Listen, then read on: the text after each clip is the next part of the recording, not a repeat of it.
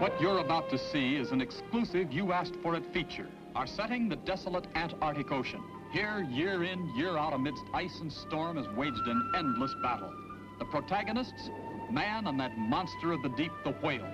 This drama of the whale hunt, requested by Lewis and Will Glazer of Brooklyn, has a new look these days. Ultrasonic sound waves. The subject matter is so unusual, we feel it's worth showing you, even though the clarity of the scenes to follow is often below television standards, caused by the rugged conditions under which they were filmed. You Asked For It went aboard an English whaling vessel in the Antarctic, 4 months at sea. Obviously, we could not spare one of our own cameramen, so hunting sequences are the photographic efforts of an ordinary whale-hunting seaman. Instead of handling a harpoon this time, he stood behind the camera, and this is the story he tells us. Here's the way it used to be, Mr. Smith. 2 months into the Antarctic, through icy spray and wind and waves that toss a ship like a fisherman's cork, searching for days on end, going only by what we can see above water. High in the crow's nest, the whale sighted. It's still miles away and the chase is on. We may see the whale again, or we may not. Engines full speed ahead. There she is on the port side, down again. Where she goes next is anybody's guess. We'll find her again if we're lucky. That's how it was in the old days. But now let me show you the modern method of whale finding. To see everything, we must look at the ship in dry dock. That's an actual transmitter on the ship's hull.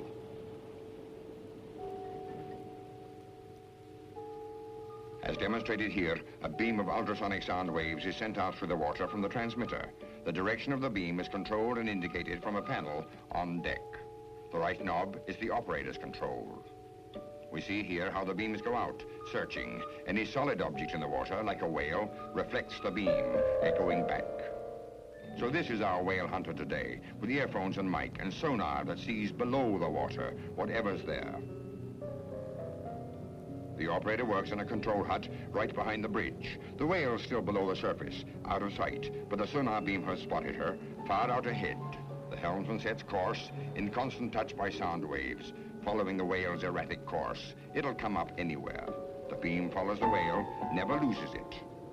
200 yards ahead, he says. The panel chart records the distance as we close in, and the harpoon gunner waits.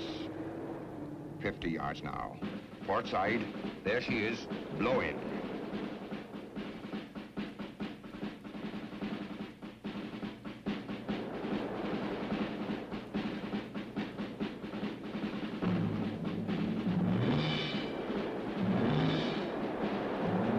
She's a big one. This won't be easy. She's coming round. Starboard now. Too close. Cut the engines. Helmsman holds the course.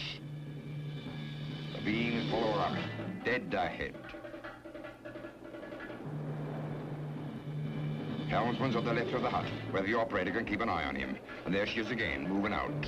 Full speed ahead. The electronic beam follows, but a whale moves fast. The harpoon gun has an effective range of only 50 yards, and it's difficult to maneuver the ship close enough for a perfect hit. The chase can go on for hours, but now we always know where the whale is. He's a fighter, that one. Fire away.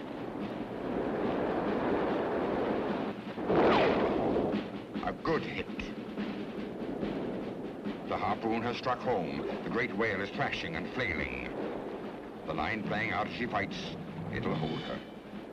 A whale doesn't give up easy, but it's all but over. We'll bring her in, lash her to the side of the ship. A job for block and tackle.